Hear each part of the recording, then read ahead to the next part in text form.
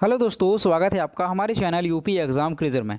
दोस्तों, आज के वीडियो में हम 1 जून से संबंधित उत्तर प्रदेश करंट अफेयर और इसके अलावा यूपी एग्ज़ाम्स के लिए मोस्ट इंपॉर्टेंट करंट अफेयर के क्वेश्चंस को डिस्कस करेंगे और हर एक क्वेश्चन से रिलेटेड आपको फैक्ट भी बताएंगे। और वीडियो के अंत में हम आपसे एक क्वेश्चन भी पूछेंगे जिसका जवाब आपको कमेंट बॉक्स में देना है। और अगर आपको इसकी PDF डाउनलोड करनी है तो आप हमारे टेलीग्राम ग्रुप से इसकी PDF डाउनलोड कर सकते हैं। टेलीग्राम ग्रुप की लिंक आपको वीडियो के डिस्क्रिप्शन में मिल जाएगी। तो चलिए शुरू करते हैं। आज का वीडियो शुरू करने से पहले हम कल के वीडियो का रिवीजन करेंगे, क्योंकि आप लोगों के कई सारे कमेंट आए थे कि सर पिछले वीडियो का रिवीजन करा दिया करें। तो अब से हम पिछले वीडियो का रिवीजन कराएंगे और उसके बाद करंट अफेयर का वीडियो शुरू करेंगे। तो चलिए शुरू करते हैं। हाल ही में कोरोना संक्रमण का पता लगाने के लिए एक्सरे सेतु का निर्माण किस संस्थान के छात्र ने किया? इसका जो करेक्ट आंसर है वो है option number D, IIT Kanpur. अगला क्वेश्चन है, हाल ही में उत्तर प्रदेश के किस शहर में फॉरेंसिक साइंस इंस्टीट्यूट बनाए जाने की घोषणा की गई? इसका जो करेक्ट आंसर है वो है ऑप्शन नंबर ए, लखनऊ। किस देश की महिला त्सांग यिनहंग ने एवरेस्ट पर सबसे तेज चढ़ाई करने का रिकॉर्ड बनाया? इसका जो करेक्ट आंसर है वो है ऑप्शन नंबर सी, हांगकांग। अगला क्वेश्चन है, खबरों में रहा एप्पल स्कैब क्या है? इसका जो करेक्ट आंसर है वो है ऑप्शन नंबर बी, सेब में होने वाली एक बीमारी। अगला क्वेश्चन है, इंडियन ब्रॉडकास्टिंग फाउंडेशन का नाम बदलकर क्या रखा गया? इसका जो करेक्ट आंसर है वो है option number A, Indian broadcasting and digital foundation. अगला क्वेश्चन है, ACCR पोर्टल निम्नलिखित में से किस मंत्रालय की पहल है? इसका जो करेक्ट आंसर है वो है ऑप्शन नंबर बी, आयुष मंत्रालय। अगला क्वेश्चन है, निम्नलिखित में से कौन 2020 मिलेनियम टेक्नोलॉजी प्राइज का विजेता है? इसका जो करेक्ट आंसर है वो है ऑप्शन नंबर सी, ए और बी दोनों, यानी शंकर बालासुब्रमण्यम और डेविड क्लेनर मैन ये 2020 के मिलेनियम टेक्नोलॉजी प्राइज का विजेता है। अगला क्वेश्चन है, अरुणाचल प्रदेश के किस जिले में शेरगांव जैव विविधता प्रबंधन समिति को भारत में सर्वश्रेष्ठ समिति से सम्मानित किया गया था? इसका जो करेक्ट आंसर है वो है ऑप्शन नंबर ए, पश्चिम कामेंग। अगला क्वेश्चन है, नेशनल AI पोर्टल किसकी पहल है? इसका जो करेक्ट आंसर है वो है ऑप्शन नंबर डी, उपरोक्त सभी, यानी इलेक्ट्रॉनिक एवं सूचना प्रौद्योगिकी मंत्रालय, नेशनल E-गवर्नेंस डिवीजन और नासकॉम, इन तीनों की संयुक्त रूप से ये पहल है। अगला क्वेश्चन है, किस राज्य सरकार ने अंकुर योजना की शुरुआत की? ये क्वेश्चन हमने आपसे पूछा था, तो इसका जो सही आंसर था वो ऑप्शन नंबर ए था, मध्य प्रदेश। और लगभग सभी स्टूडेंट्स ने इसके सही जवाब दिए। और मैं फिर से कहता हूँ कि जो भी क्वेश्चन आपसे पूछा जाए तो सभी लोग उसका आंसर जरूर किया करो। तो दोस्तों शुरू करते हैं आज का यानी 1 जून का करंट अफेयर का वीडियो। तो पहला क्वेश्चन है, उत्तर प्रदेश के नए कृषि निदेशक कौन बने? ऑप्शन नंबर ए है ओमवीर सिंह, बी है विवेक कुमार सिंह, सी है RS जैसवारा और डी है RS राम। इसका जो करेक्ट आंसर है वो है option number B, Vivek Kumar Singh. और यहाँ पर इमेज में देख सकते हैं ये हैं विवेक कुमार सिंह। अगला, राज्य कृषि प्रबंधन संस्थान रहमान खेड़ा के निदेशक विवेक कुमार सिंह को प्रदेश का नया कृषि निदेशक बनाया गया। उनका कार्यकाल अभी 1.5 वर्ष का बाकी है। विवेक कुमार सिंह का कार्यकाल अगस्त 2023 तक है। अपर मुख्य सचिव कृषि देवेश चतुर्वेदी ने आदेश के अनुसार AP श्रीवास्तव के 31 मई को रिटायर होने के बाद विवेक कुमार सिंह ने सोमवार देर शाम को अपना कार्यभार ग्रहण किया। विवेक कुमार सिंह वर्तमान में राज्य कृषि प्रबंधन संस्थान रहमान खेड़ा में निदेशक हैं। तो दोस्तों आपको ध्यान रखना है कि राज्य कृषि प्रबंधन संस्थान की जो रहमान खेड़ा है उसके निदेशक विवेक कुमार सिंह को प्रदेश का नया कृषि निदेशक बनाया गया है। किसे बनाया गया है? तो ध्यान रखना है विवेक कुमार सिंह को। अगला क्वेश्चन है, हाल ही में गुलदाउदी के फूलों को मई जून में खिलाने के लिए नई तकनीकी किसने विकसित की? ऑप्शन नंबर ए है NBRI, बी है ICAR, सी है IARI और डी है CSIR। इसका जो करेक्ट आंसर है वो है ऑप्शन नंबर ए, NBRI। राष्ट्रीय वनस्पति अनुसंधान संस्थान NBRI ने ऐसी तकनीक विकसित की है जिससे गुलदाउदी मई जून में खिलकर बगीचे की रौनक बढ़ाएगी। एनबीआरआई के निदेशक प्रोफेसर एस के बारिक ने बताया कि लंबे समय से इस बात के प्रयास किए जा रहे हैं कि गुलदाउदी को जुलाई में ही खिलाया जा सके। संस्थान के इन प्रयासों के तहत एक अच्छी उपलब्धि हासिल हुई और अब मई जून में भी फूल खिल सकेंगे। तो दोस्तों ये जो गुलदाउदी के फूल हैं ये जाड़ों में खिलते हैं और इनके जो फूल हैं वो अक्टूबर में आना शुरू होते हैं, लेकिन ये काफ़ी लंबे समय से प्रयास किया जा रहा था कि इनके फूल जुलाई में ही खिल सकें और अब जो है संस्थान के प्रयास से एक अच्छी उपलब्धि हासिल हुई है और अब ये जो फूल हैं मई जून में भी खिल सकेंगे। तो आपको ध्यान रखना है कि ये तकनीकी किसने विकसित की है, तो राष्ट्रीय वनस्पति अनुसंधान संस्थान एनबीआरआई ने ये तकनीकी विकसित की है।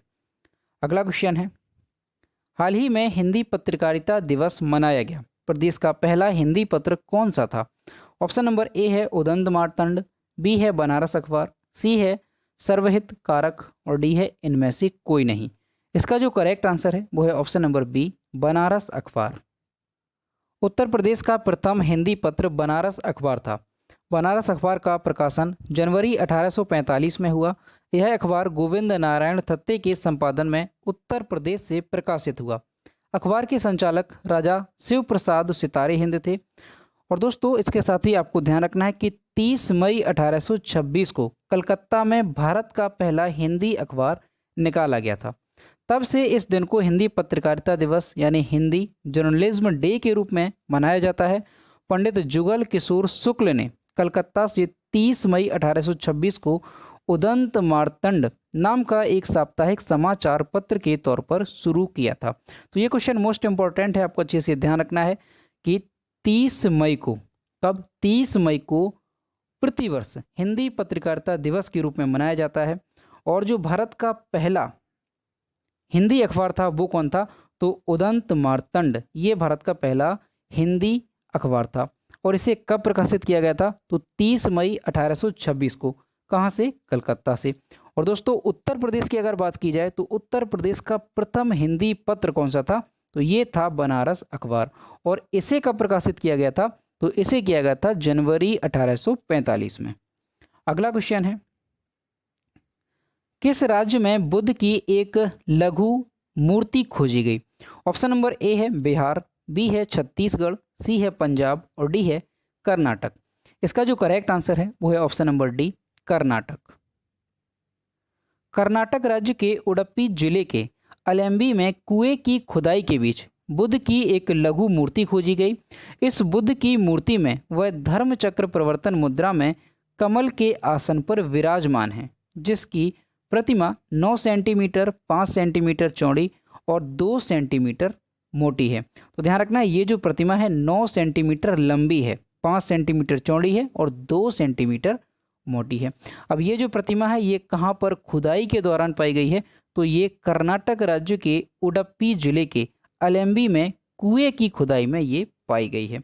और ये किसकी प्रतिमा है, तो ये बुद्ध भगवान की प्रतिमा है। अगला क्वेश्चन है, लूव्र संग्रहालय की पहली महिला अध्यक्ष के रूप में किसे नियुक्त किया गया? ऑप्शन नंबर ए है लॉरेस डेस्कोर्स, बी है मेघन जिप्रोव, सी है विरोन मेनन और डी है इनमें से कोई नहीं। इसका जो करेक्ट आंसर है वो है ऑप्शन नंबर ए, लॉरेस डेस्कोर्स। दुनिया के सबसे बड़े संग्रहालय लूव्र संग्रहालय की पहली महिला अध्यक्ष के पद पर लॉरेस डेस्कोर्स को नियुक्त किया गया।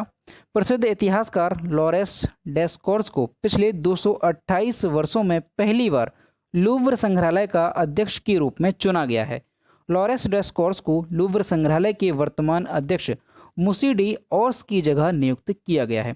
तो दोस्तों ये क्वेश्चन भी मोस्ट इंपॉर्टेंट है, आपको अच्छे से ध्यान रखना है कि दुनिया का सबसे बड़ा संग्रहालय कौन है, तो लूव्र संग्रहालय ये दुनिया का सबसे बड़ा संग्रहालय है। और यहाँ पर अभी तक कोई भी महिला अध्यक्ष के रूप में यहाँ पर नियुक्त नहीं हुई है। पहली महिला अध्यक्ष के तौर पर किसे नियुक्त किया गया है, तो लॉरेस डेस्कोर्स को पहली महिला अध्यक्ष के तौर पर यहाँ नियुक्त किया गया है।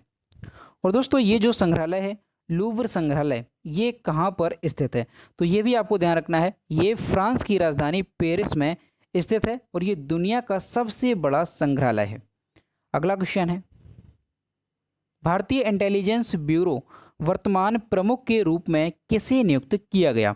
ऑप्शन नंबर ए है देवेश अस्थाना, बी है कृष्ण कुमार, सी है अरविंद कुमार और डी है इनमें से कोई नहीं। इसका जो करेक्ट आंसर है वो है option number C, Arvind Kumar. Intelligence bureau के प्रमुख के रूप में अरविंद कुमार को 1 साल का विस्तार दिया गया। वहीं अरविंद कुमार मेघालय कैडर के 1990 बैच के आईपीएस अधिकारी हैं, जो कि 30 जून के बाद 1 साल की अवधि के लिए इंटेलिजेंस ब्यूरो यानी आईबी के प्रमुख बनेंगे। और दोस्तों, इंटेलिजेंस ब्यूरो का मुख्यालय कहाँ पर है? तो ये नई दिल्ली में स्थित है। और इंटेलिजेंस ब्यूरो यानी आईबी की स्थापना कब हुई थी? तो ये वर्ष 1887 में हुई थी। और आपको ध्यान रखना है कि इंटेलिजेंस ब्यूरो के जो प्रमुख हैं वो कौन है? अरविंद कुमार। इनका कार्यकाल 1 वर्ष के लिए बढ़ा दिया गया है। अगला क्वेश्चन है, किस राज्य सरकार ने ऑनलाइन व्यापक पोर्टल आकांक्षा लॉन्च किया है? ऑप्शन नंबर ए है तेलंगाना, बी है महाराष्ट्र, सी है उड़ीसा और डी है कर्नाटक। इसका जो करेक्ट आंसर है वो है option number D, Karnataka. Karnataka राज्य के वर्तमान मुख्यमंत्री बीएस येदियुरप्पा ने भारत में अपनी तरह की पहली ऑनलाइन व्यापक पोर्टल आकांक्षा लॉन्च की। इस पोर्टल को यूएनडीपी और सतत विकास लक्ष्य संबंधित केंद्र सांख्यिकी विभाग कर्नाटक द्वारा मिलकर बनाया गया है। इसका उद्देश्य क्या है? तो सीएसआर फंड के उपयोग को आसान, सरल और पारदर्शी बनाना इसका उद्देश्य है। तो आपको ध्यान रखना है कि आकांक्षा जो पोर्टल है इसे किस राज्य में लॉन्च किया गया है? तो कर्नाटक राज्य के मुख्यमंत्री बीएस येदियुरप्पा ने इसे लॉन्च किया है। अगला क्वेश्चन है, डीजीएनसीसी मोबाइल ट्रेनिंग ऐप किस मंत्रालय की पहल है? ऑप्शन नंबर ए है गृह मंत्रालय, बी है शिक्षा मंत्रालय, सी है रक्षा मंत्रालय और डी है वित्त मंत्रालय। इसका जो करेक्ट आंसर है वो है ऑप्शन नंबर सी, रक्षा मंत्रालय। हाल ही में रक्षा सचिव डॉक्टर अजय कुमार ने नई दिल्ली में डीजीएनसीसी यानी महानिदेशालय राष्ट्रीय cadet corps mobile training app के दूसरे वर्जन को लॉन्च किया है। यह एक 2 भाषाओं हिंदी और अंग्रेजी में उपलब्ध होगी। यह ऐप कोविड-19 महामारी की स्थिति के दौरान एनसीसी कैडेट्स को देशव्यापी ऑनलाइन ट्रेनिंग आयोजित करने में मदद करेगी। इसका मकसद एनसीसी से जुड़ी बुनियादी जानकारी और संपूर्ण प्रशिक्षण सामग्री जैसे पाठ्यक्रम है, सारांश, प्रशिक्षण वीडियो, अक्सर पूछे जाने वाले प्रश्न इत्यादि को एक मंच उपलब्ध कराना है। तो दोस्तों, आपको ध्यान रखना है कि रक्षा सचिव डॉक्टर अजय कुमार ने डीजीएनसीसी एक मोबाइल ट्रेनिंग ऐप जो है उसके दूसरे वर्जन को लॉन्च किया है। और इसका उद्देश्य क्या है? तो इसका उद्देश्य है कि कोविड-19 महामारी के दौरान एनसीसी कैडेट्स को देशव्यापी ऑनलाइन ट्रेनिंग आयोजित करने में मदद करना इसका उद्देश्य है। अगला क्वेश्चन है, किसे प्रतिष्ठित ओएनवी पुरस्कार से सम्मानित किया गया? ऑप्शन नंबर ए है निमोरा, बी है वेरामुथ, सी है दिब्रू और डी है इनमें से कोई नहीं। इसका जो करेक्ट आंसर है वो है ऑप्शन नंबर बी, वेरामुथ। तमिलनाडु के प्रसिद्ध कवि और गीतकार वेरामुथ को प्रतिष्ठित ओएनवी पुरस्कार 2021 से सम्मानित किया गया। यह पुरस्कार उन्हें मलयालम विद्यालय के कुलपति अनिल वलाथूल के द्वारा दिया गया है। इस पुरस्कार में 3 लाख की नकद पुरस्कार राशि, प्रशस्ति पत्र और पट्टिका सम्मान स्वरूप में दी जाती है। तो दोस्तों, आपको ध्यान रखना है कि प्रतिष्ठित पुरस्कार ओएनवी पुरस्कार ये किसे दिया गया है? तो ये दिया गया है तमिलनाडु के प्रसिद्ध कवि और गीतकार वेरामुथ को। इनका नाम आपको अच्छे से ध्यान रखना है। अगला क्वेश्चन है, मई 2021 में जारी ईवाई के अक्षय ऊर्जा देश आकर्षण सूचकांक में कौन सा देश शीर्ष स्थान पर है? ऑप्शन नंबर ए है अमेरिका, बी है चीन, सी है भारत और डी है रूस। इसका जो करेक्ट आंसर है वो है ऑप्शन नंबर ए, अमेरिका। सौर फोटोवोल्टिक पीवी मोर्चे पर असाधारण प्रदर्शन के कारण भारत ईवाई के अक्षय ऊर्जा देश आकर्षण सूचकांक में तीसरे स्थान पर पहुंच गया है। अमेरिका और चीन क्रमशः पहले और दूसरे स्थान पर हैं। भारत में स्थापित सौर पीवी क्षमता वाली पहली बार हवा की क्षमता से बढ़कर 39 गीगावाट हो गई है। तो दोस्तों, आपको ध्यान रखना है कि ईवाई के अक्षय ऊर्जा देश आकर्षण सूचकांक में पहले स्थान पर कौन सा देश है? तो अमेरिका पहले स्थान पर है, दूसरे स्थान पर है चीन और भारत इस सूचकांक में तीसरे स्थान पर है। तो दोस्तों ये थे 1 जून से संबंधित उत्तर प्रदेश करंट अफेयर और इसके अलावा यूपी एग्जाम्स के लिए मोस्ट इंपॉर्टेंट करंट अफेयर के क्वेश्चन जो कि हमने डिस्कस किए। और दोस्तों पिछले वीडियो के क्वेश्चंस के रिवीजन पर आपकी राय क्या है, कमेंट बॉक्स में ज़रूर बताएं। अब हम देखते हैं आज का क्वेश्चन। तो ये क्वेश्चन आपको कमेंट बॉक्स में बताना है, किस अभिनेता को यूएई सरकार ने गोल्डन वीज़ा दिया है। ऑप्शन नंबर ए है अक्षय कुमार, बी है संजय दत्त, सी है सोनू सूद और डी है सलमान खान। तो इसका जो भी करेक्ट आंसर है वो आपको कमेंट बॉक्स में बताना है। तो दोस्तों अगर आपको आज का वीडियो पसंद आया हो तो वीडियो को लाइक करें, शेयर करें और अगर चैनल पर नए हैं तो चैनल को सब्सक्राइब करना ना भूलें।